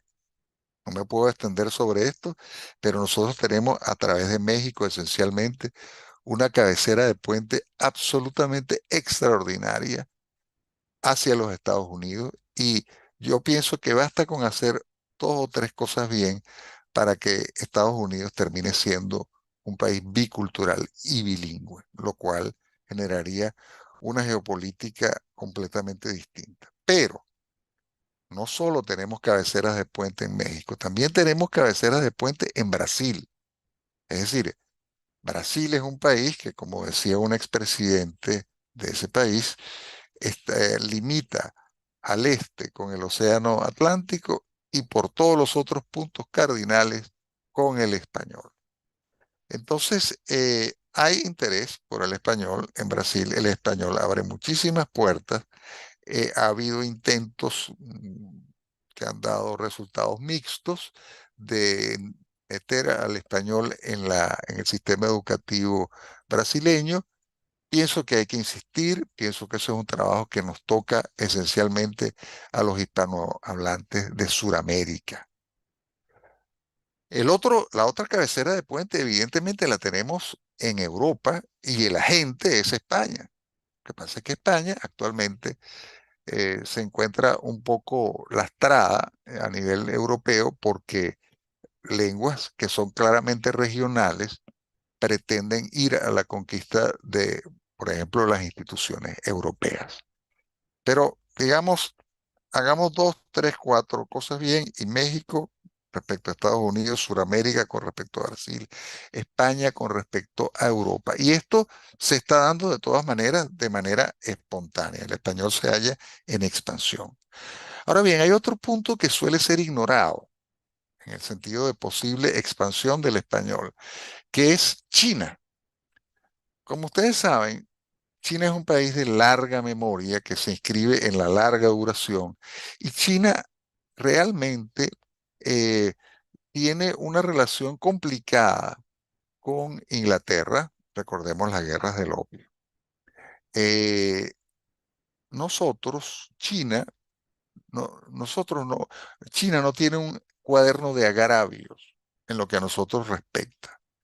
Y China, siendo que su idioma es extremadamente difícil de aprender para un hablante de una lengua indoeuropea, y siendo que la mayoría de los hablantes que aprenderían chino serían hablantes de una lengua indoeuropea, China está clara en que va a resultar demasiado difícil que un día, por más que China sea potencia mundial, se vuelva el mandarín una lengua mundial. Plantea de verdad, es decir, el reto para una persona que habla una lengua indoeuropea se tarda como 6 veces más en aprender chino que lo que se tardaría en aprender otra lengua europea o indoeuropea. Entonces, nosotros debemos poner a disposición de China la otra lengua indoeuropea, que es el español. Y confieso que me he puesto a estudiar la cuestión, sobre todo a raíz de unas observaciones que al respecto hizo, repito, Marcelo Gullo, y me doy cuenta de que esto es un proyecto factible, pero tenemos que trabajarlo, eso sí, todos los hispanohablantes, juntos. Bien, voy a detenerme ya en lo que es la geografía del español y vamos a dar unas magnitudes generales de nuestra lengua. El español es la primera lengua de América. 60% de las personas que viven en América la hablan. Es la primera lengua latina. 50% de los hablantes de lenguas latinas hablan español. Es la primera en implantación en los países en donde es lengua oficial. ¿Qué significa esto? Que no solo es lengua oficial de manera nominal, como puede ser a veces el francés o el inglés en África. No, es una lengua materna, es una lengua implantada. 94% de la población de los países hispanohablantes es efectivamente hispanohablante. Muy bien, es la segunda lengua materna del mundo. Muy importante señalar esto porque, y la segunda solo antecedida por el mandarín. Ustedes dirán, pero bueno, no es que el inglés era la primera lengua mundial. Claro, el inglés es la primera lengua mundial si yo a los hablantes de lengua materna de inglés le sumo los hablantes que la tienen como lengua aprendida. Pero ese cálculo siempre es como muy generoso, me parece que es un cálculo que hay que tomar con cierta prudencia. En realidad, la cantidad de hablantes de inglés es mucho propaganda. Mucha gente que dice que habla inglés y solamente sabe preguntar dónde está el baño o pedir un café en un aeropuerto. El español es la cuarta lengua en total de hablantes a nivel mundial. Por otra parte, como factores cualitativos, ya se está diciendo e imponiendo cada vez más que si uno va a aprender, aparte del inglés, otra lengua para interactuar en foros internacionales, la mejor combinación no es español, perdón, inglés-francés, sino inglés-español. La tercera lengua más enseñada como lengua extranjera es el español y, según algunas estadísticas, ya está desplazando al francés. La otra es que el español es la tercera lengua en el índice de importancia internacional, que toma en cuenta factores como expectativa de vida, grado de instrucción, es decir, factores que nos ponen un poco en una suerte de clase media a nivel mundial. En lo económico, el español implica el 9% del PIB del mundo, el tercer PIB mundial, y el aporte al PIB mundial, que también es el tercero, es el 6,2%. Otra cosa extraordinaria que tiene nuestra lengua y que solemos ignorar es que el léxico, la ortografía y la gramática están consensuados, y que se trata de una lengua plenamente digitalizada, es decir, que está lista para ser vertida en todas las redes y en ser utilizada por la inteligencia artificial. Entonces, vamos a entrar ahora en una parte absolutamente neurálgica, porque esto es algo que es el punto, digamos, más fuerte de la tesis que yo quiero plantear. El hombre, el ser humano, nuestros abuelos, por ejemplo, vivieron todos exclusivamente en una dimensión física. En cambio, nosotros actualmente vivimos en una dimensión física y en una dimensión virtual. Tengamos esto presente. ¿Por qué digo esto? Los hispanohablantes en concreto tenemos el tercer lugar en la red, 7,9%. 70% de los hispanohablantes tiene acceso a Internet. 55,3% utiliza Internet a diario y en un promedio de más de 7 horas al día. El español es la segunda lengua en redes sociales. El español es la segunda lengua en canciones y series. El español es la segunda lengua en ChatGPT y en Gemini, que es la lengua, la inteligencia artificial puesta a disposición de todos por Google. ¿Qué implica todo esto? Que nosotros, los hispanohablantes, estamos acercándonos a la ecuación perfecta del poder. Del poder. Vamos a tomar esto bien en cuenta. Quiero también señalar que el Reino de España está invirtiendo 1.200 millones de euros en 2 años para el tema de la nueva economía de la lengua. Y allí la inversión es sobre todo en inteligencia artificial. La importancia de esto, bueno, no puedo detenerme porque veo en mi cronómetro que no me queda demasiado tiempo, pero lengua que no esté adecuadamente digitalizada, lengua que no esté al día en reconocimiento de voz, traducción automática, inteligencia artificial, va a ser una lengua que sencillamente va a echar a sus hablantes hacia aquellas lenguas que sí tienen todos estos recursos.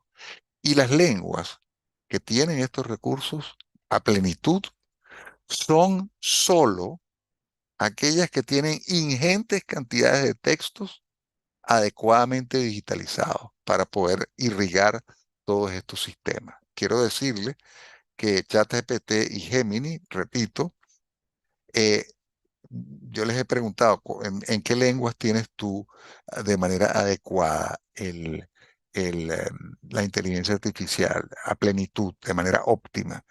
Me dicen las dos en 10 lenguas. ¿Cuáles lenguas son? X, Y, Z. ¿Cuál es la primera? El inglés. ¿Cuál es la segunda? El español, no el alemán, no el francés. Es decir, estamos firmemente implantados en el ciberespacio, que es un nuevo territorio. Entonces, vamos a entrar aquí rápidamente en lo que es la conjugación del poder. Nosotros, es decir, el poder requiere gran escala. El poder requiere una lengua común. El poder requiere un territorio compartido. Vamos a ver esto claramente con el ejemplo siguiente. Estados Unidos tiene una gran escala, 335 millones de personas. Tiene una lengua común que fluidifica los intercambios de esas 335 millones de personas y tiene un inmenso territorio compartido, casi 10 millones de kilómetros cuadrados. Esta ecuación de poder, gran escala, lengua común, territorio compartido, es tan así que hasta el propio Yahvé, cuando vio que la humanidad se concentraba en un solo punto y hablaba un solo idioma y que estaba construyendo una torre tan insolente que lo estaba retando, Yahvé, que no era Jesús, que era muy consciente de lo que el poder significaba, decidió algo muy sencillo: confundir las lenguas. Y allí, gracias a eso, no fue posible continuar la construcción de esa torre. Entonces, repito, gran escala, una lengua común, un territorio compartido, son factores de poder. Y nosotros, los hispanohablantes, hoy tenemos una gran escala, 550 millones de personas. Tenemos una lengua común, el español, y tenemos un territorio compartido, el ciberespacio. Es decir, el problema que teníamos antes de separación física y de fronteras políticas está siendo puenteado en el ciberespacio, en donde esas fronteras no existen y en donde la comunidad lingüístico-cultural hispana se está encontrando y está intercambiando como nunca antes. Es decir, siempre hay ojo para los centrífugos y poco ojo para los centrípetos. Y mientras yo estoy hablando con nosotros, hay un intercambio de hispanohablantes entre sí como nunca se había dado. Y me refiero ecuatorianos con colombianos, venezolanos con españoles, mexicanos con chilenos. Es decir, un intercambio panhispánico, porque antes los hispanos hablábamos entre nosotros, sí, pero con otros del mismo país. Ya esto está cambiando y, por cierto, la ciudad de Madrid para mí prefigura ya esto. Sé que me quedan como 4 minutos, Luis, así que no te preocupes. ¿Qué es lo que ocurre? ¿Por qué, a pesar de que ya tenemos los tres factores del poder, esto no termina de arrancar? Es decir, si estamos en un proceso, para mí, más centrípeto que centrífugo actualmente por los factores anotados. Pero ¿por qué no hay como más impulso, más ímpetu en todo esto? Bueno, porque nosotros estamos desde 1824 en lo que yo he dado en llamar una latencia hispánica. El gran oso hispánico, bueno, se metió en una cueva y está esperando que vuelva la primavera, ¿no? Porque se ha quedado un tanto adormilado, porque ha sido convencido de relatos inhabilitantes que le hacen pensar que él no es sino una persona víctima de otros o victimario de otros, según se sea español o americano. Y que además nuestra existencia política se reduce a nuestros pequeños países. No tenemos visión grande, ¿no? Ahora, yo pienso que todo esto está cambiando. Pienso que esa visión de un galeón que estalló en 1000 pedazos y que nosotros, bueno, estamos todos como aferrados a ese pedacito que se llama Venezuela, Ecuador, México, Argentina, España. Nosotros tenemos que volver a construir ese galeón, con las coordenadas de la contemporaneidad, claro está. Pero para poder entrar en eso, tenemos que tener confianza en nosotros. Y para tener confianza en nosotros, sencillamente deberíamos recordar lo que fuimos en los 300 años previos a 1824. Y allí fuimos grandes. Hicimos un imperio generador cuyas notas esenciales ya traté de esbozar. Nosotros necesitamos que caer en cuenta de que fuimos grandes y que podemos volver a hacerlo. Entonces, básicamente, actualmente en el mundo hispano se está pasando por una revisión del pasado muy aguda. Una, voy a dar hitos de esto rápidamente porque me queda muy poco tiempo. Uno es el libro Imperiofobia de Elvira Roca Barea. Otro son las películas de José Luis López Linares, como por ejemplo España la primera globalización y ahora Hispanoamérica, Canto de Vida y Esperanza. Otra es la escuela de Gustavo Bueno, que da unos instrumentos intelectuales muy interesantes. Otras son la cantidad de asociaciones que existen alrededor del mundo para promover estas ideas, entre las cuales destaco a Héroes de Cavite. Otra es el revisionismo hispanoamericano en lo que historia se refiere, que está en pleno desarrollo. Y otra, todo el fenómeno de los youtuberos. Todo esto nos está poniendo ante un estado de revelación, de lo que yo llamaría una anagnórisis. ¿Qué es la anagnórisis? La anagnórisis es un momento en el que un personaje en una estructura narrativa dada se da cuenta de que no es quien era, sino otra cosa. Se da cuenta de que es, por ejemplo, de que no es un mendigo, sino un rey. Se da cuenta de que no es un patito feo, sino un cisne. Se da cuenta de que no es un sapo, sino un príncipe.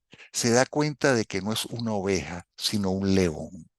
Nosotros tenemos que pasar por un proceso de anagnórisis y esa anagnórisis está ocurriendo claramente en España y va también en Hispanoamérica poniendo sus pequeñas picas y dando al traste con los relatos de impotencia que nos mantienen refrenados, siendo que ya tendríamos todos los elementos para arrancar. Tenemos entonces actualmente los 550 millones de personas, la gran escala. Tenemos la lengua española, una sola lengua. Tenemos el ciberespacio, que es el gran territorio, los tres factores de poder.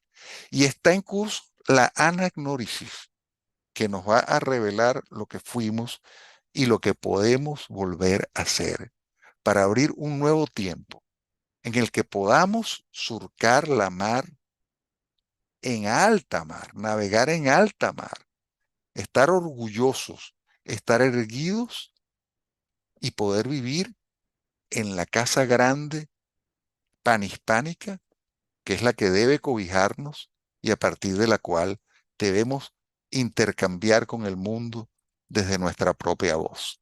Muchas gracias.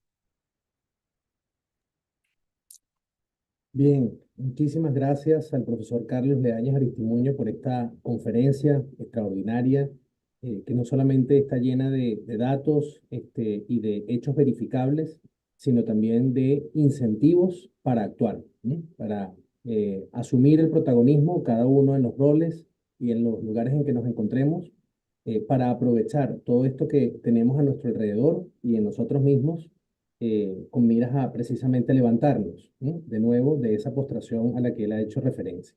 Bien, voy a pasar entonces a leer algunas de las preguntas. Han llegado preguntas, también muchas felicitaciones, agradecimientos, bueno, palabras de, sí, de gratitud en general por la conferencia. Parto por la pregunta que hace Carlos Agelvis. Él dice, saludos, ¿por qué se dice español y no castellano? No sería correcto decir castellano. Gracias. Eh, no sé, tú me dices si Bueno, vamos, no, Raúl. rápidamente. Mira, cuando se habla, yo siempre digo lo siguiente. El castellano es la manera de hablar español en Castilla. Es decir, era el nombre original, claro, de la lengua, pero esa lengua se volvió la lengua de España y por extensión la lengua de todos nosotros. Me parece que detrás del afán de decir castellano siempre se oculta el afán de ocultar todo lo que tenga que ver con España, que es nuestro lugar común. España es lo único que nos une a un mexicano, un chileno, un ecuatoriano o un venezolano. Nosotros, en la plaza común, el territorio de la Mancha, como dice Carlos Fuentes, es lo que nos une y eso pasa por España. Entonces, yo realmente me parece que nosotros debemos siempre poner por delante términos como hispano versus latino y debemos tener siempre por delante español versus castellano, porque lo hispánico, lo español, es nuestra raíz común, y no solo nuestra raíz común, sino nuestra raíz principal, porque una civilización, los pilares de una civilización fundamentales pasan por una religión, y nosotros somos esencialmente católicos, o por lo menos nacidos en una cultura de base católica e hispanohablante. Muy bien. Dilfredo Ruiz comenta lo siguiente. ¿Qué probabilidad estima usted que tiene Hispanoamérica de formar una mancomunidad eficiente y terminar con la división y los enfrentamientos? En especial, apreciaría un comentario sobre el tan incentivado indigenismo desintegrador. Bueno, muy bien el adjetivo que agrega el indigenismo desintegrador. Las fuerzas centrípetas que inciden sobre el español tienen que ver con micronacionalismos lingüísticos, el caso de España con Cataluña, o los indigenismos básicamente en Hispanoamérica. Tenemos que entender que lo indígena nos es común, pero son diferentes indígenas, ¿no? Es decir, los pueblos indígenas eran centenares, hablaban lenguas distintas, eran casi siempre, si entraban en contacto, era para hacerse la guerra. Lo que une a todos esos pueblos es el factor hispánico. Entonces, el factor hispánico tiene una importancia estratégica. Y cuando se hace énfasis no en que lo indígena es una de nuestras raíces locales y que debemos evidentemente valorar y conocer, pero cuando de eso se desprende la idea de que de eso se debe derivar una destrucción del español o de los estados nacionales actualmente constituidos, todo cambia de color y se pone de color negro muy oscuro, ¿no? Eh, Mira, eso sería completamente inmanejable si la idea es que detrás de cada cultura y cada lengua debe existir un Estado soberano. Bueno, mira, eso es completamente imposible. Nuestro amigo Alberto Gil Ibáñez ha hecho estudios de cuántos estados se requeriría para más o menos cubrir una situación en donde una cultura específica demanda un estado, se requerirían como 3.000 estados, ¿no? Nos podemos imaginar claramente la situación que eso generaría y el deleite que sería eso para grandes potencias, porque hay que decirlo, nosotros caímos en la impotencia y en la dependencia por separarnos de lo que éramos, una potencia. Y a los otros, los que se subdividan de nosotros, eso les pasará de manera aún más aguda. Es decir, la ilusión de soberanía que hay detrás de la fundación de nuevos estados es solo eso, una ilusión, una ilusión que alientan pequeñas oligarquías siempre en combinación con poderes ajenos. Ahora, también preguntan allí, ¿qué posibilidades tenemos de unirnos? Pienso que como nunca antes tenemos posibilidades de unirnos porque el ciberespacio está generando una demanda de institucionalidad panhispánica de abajo hacia arriba. Porque en la medida en que todos estamos transitando en el ciberespacio, que nos hallamos en diferentes sitios, hablamos cada uno con nuestro acento, etcétera, eh, es decir, eso está generando ya una nueva dimensión, un fenómeno político que no está siendo mensurado. Yo digo que si nosotros queremos acelerar ese proceso que ya está ocurriendo de manera espontánea, Lo que debemos nosotros hacer es conseguir causas hispánicas transversales y manifestar a favor de ellas de manera masiva en el ciberespacio. ¿A qué me refiero concretamente? Recordemos lo que ocurrió con la ñ hace, creo que 20 años aproximadamente. Los tecnócratas querían acabar con la ñ en los teclados. ¿Y qué pasó? Que todos los hispanos, desde el más sencillo hasta el más encumbrado, nos indignamos con eso. La ñ tiene un valor absolutamente, es uno de nuestros emblemas. Y nosotros no estamos dispuestos a que nos la quiten de los teclados de las computadoras o de los ordenadores. No estamos dispuestos. Y eso fue señalado con tal énfasis, a pesar de que las redes todavía no estaban tan constituidas, que sencillamente los factores de poder que querían optimizar la producción de teclados retrocedieron. Entonces, el mensaje es el siguiente. Consigamos causas panhispánicas, trabajémoslas en manifestaciones en la ciberplaza mayor global panhispánica, y en la medida en que lo hagamos de manera masiva, les garantizo que veremos resultados con respecto a esas peticiones, resultados concretos. Claro, ¿cuáles son los máximos opositores a un proceso de unión? Bueno, los máximos opositores de un proceso de unión son los poderes constituidos, tanto a nivel nacional como a nivel internacional. A nivel, las oligarquías locales quieren ser todavía eh, cabezas de ratón. Entonces, toca que nosotros los hispanos sintamos que tenemos por encima de los estados en los cuales nacimos una nacionalidad supra en la cual sí somos significativos y sí podemos dejar que nos dicten la historia para comenzar a escribir nosotros nuestra propia historia. Muy bien. Otra pregunta ahora del profesor Enrique Ali González. Él plantea, ¿cuál es el papel de la lengua materna en la identidad del individuo y en la identidad nacional o política? ¿Cuáles han sido los efectos de tener una lengua materna, la española, y a la vez odiar a los españoles producto de la leyenda negra? Tremenda disociación, tremenda disociación. Es decir, ¿cómo podemos nosotros odiar, minusvalorar lo hispánico si casi todos somos católicos y hablamos español?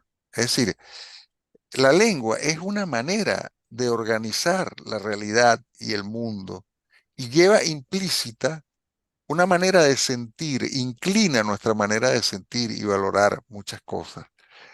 Entonces, nosotros ese mapa de significación, el hombre es un animal simbólico, vive en un territorio ante todo simbólico, lo compartimos con 500 millones de personas.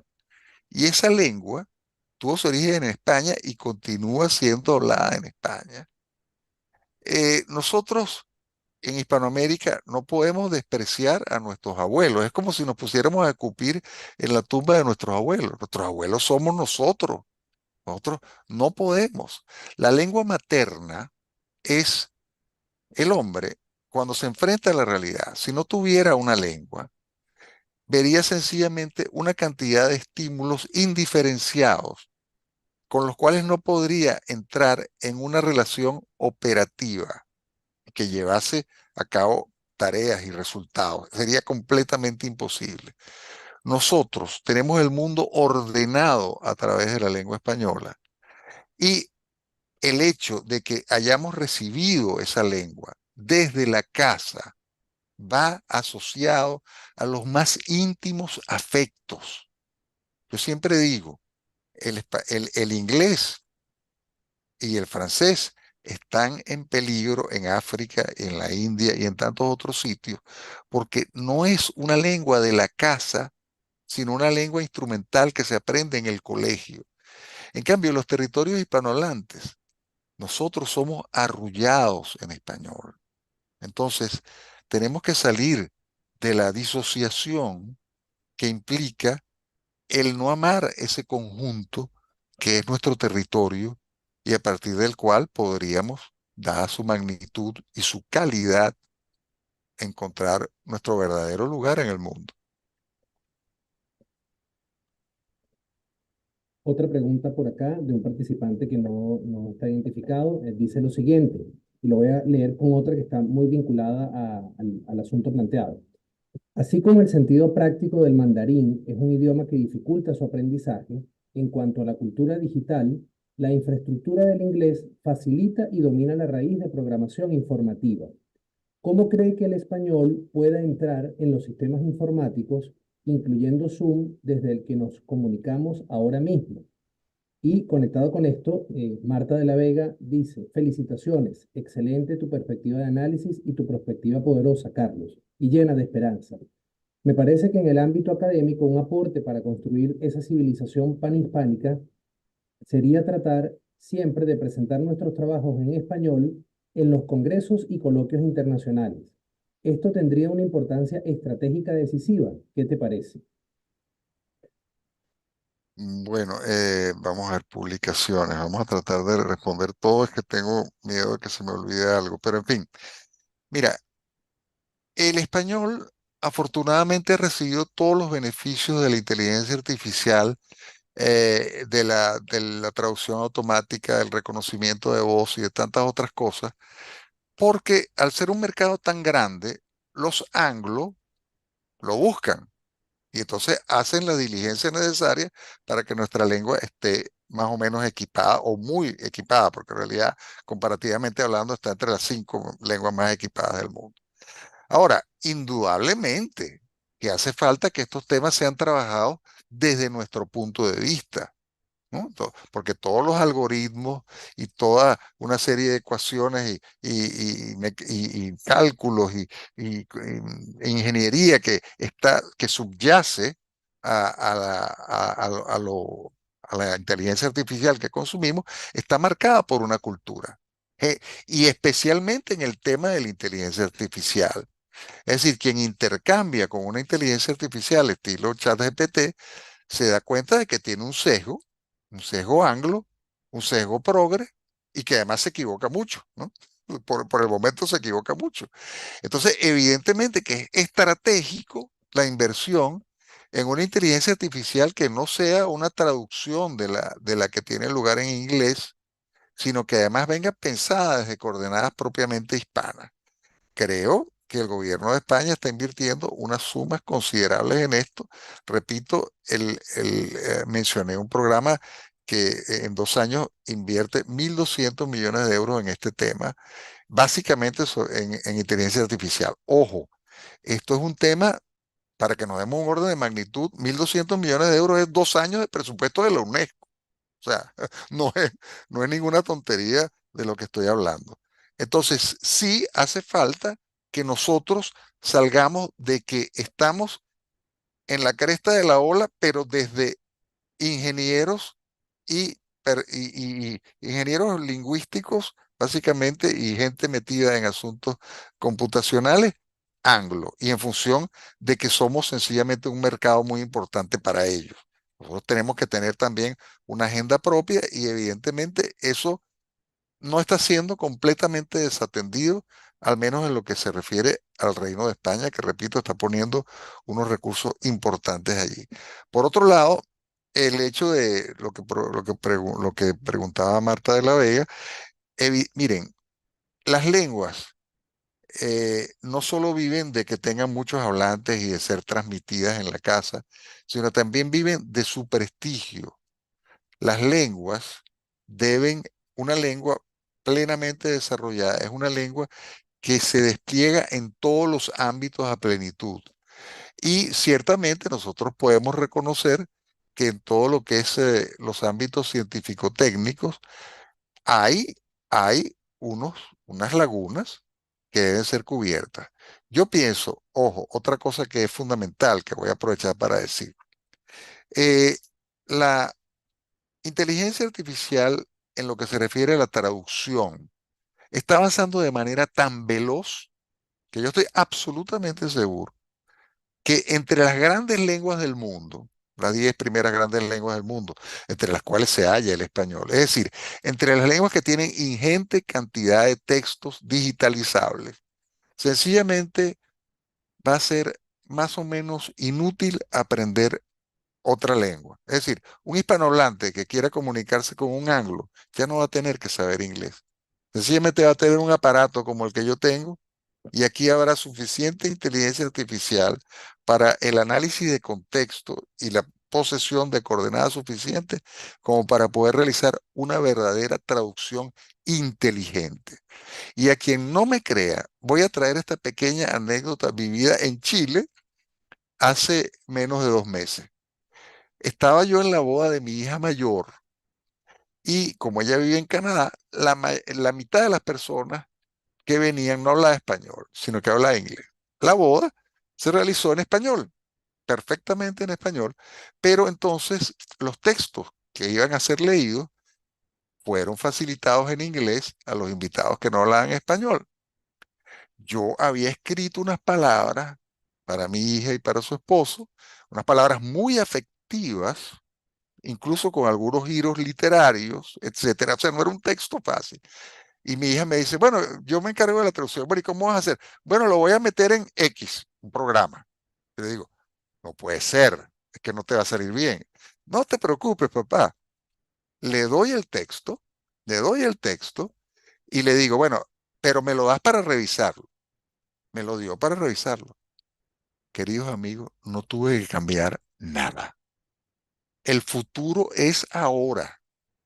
Es decir, yo estoy absolutamente convencido de que tantas cosas que van a entrar en crisis por la inteligencia artificial, una de ellas va a ser la enseñanza de lengua, porque va a dejar de ser útil. Sencillamente, entre las grandes lenguas, ojo, si yo hablo una lengua muy pequeña, allí sí la cosa es distinta. Pero entre las grandes lenguas, y nosotros afortunadamente nos encontramos allí, sencillamente los intercambios van a ser sin ningún problema con un aparativo como este. Y ya la traducción, el desempleo de intérpretes y traductores es algo inminente. Bueno, a prepararse entonces. Bien, por acá tenemos una pregunta también de Beatriz Hernández, y ya con ella creo que podríamos ir cerrando. Dice, profesor Carlos Leañez, felicitaciones por su clara disertación. Sintetizando su señalamiento de la agnarosis noricis en curso, ciertamente estamos en medio de un relato confuso, no solo en el idioma, sino en los aspectos que nos hacen ciudadanos de un país. ¿No sería necesario tener claro que el objetivo del idioma como poder también lo unifica su función, como por ejemplo el inglés y su función comercial de forma evidente? Gracias nuevamente. Bueno, no sé si entendí bien la pregunta, pero en todo caso, no se puede, una lengua plena se despliega en todos los ámbitos. Es decir, el inglés no es una lengua meramente comercial. El inglés tiene una gran literatura. El inglés resuelve una cantidad de cosas cotidianas que no tienen nada que ver con el comercio. El inglés es una lengua que sirve para la ciencia, etcétera. Miren, cada lengua es como un proveedor de servicios celulares, por ejemplo. ¿A qué me refiero con esto? Imagínate tú que tú estás en una red en donde tu competidor da una cantidad de servicios que tu red no da. ¿Qué va a pasar? Pues que todos se van a ir a la otra red. Entonces, la lengua es fuerte en la medida en que se despliega en más ámbitos y en la medida en que sus hablantes la consideran prestigiosa, sus hablantes y los ajenos. Yo creo que el inglés no es solo una lengua de comercio, es mucho más que eso. Y pienso que el español, que tiene algunos pequeños déficits, los puede cubrir muy fácilmente, pero para cubrirlos hace falta coordinarnos un poco más entre nosotros y tener conciencia del valor absolutamente estratégico que tiene el español para nosotros. El español es el factor neto que nos sustrae de vivir en canoas y nos puede llevar de vuelta a un transatlántico de gran calado.